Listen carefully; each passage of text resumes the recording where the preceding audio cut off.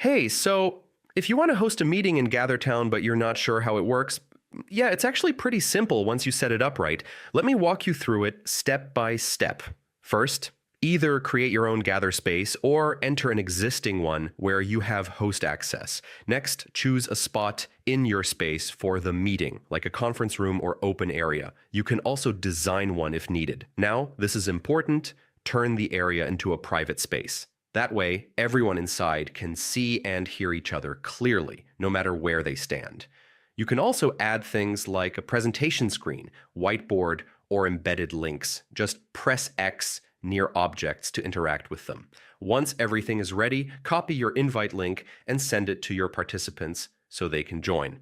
When people join, just walk into the meeting area. Their audio and video will automatically connect. Yeah, no extra setup needed.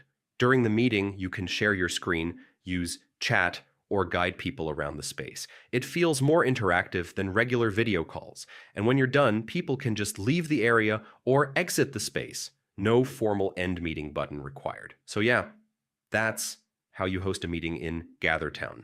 Simple setup and a much more interactive experience. If this helped, check out more guides like this.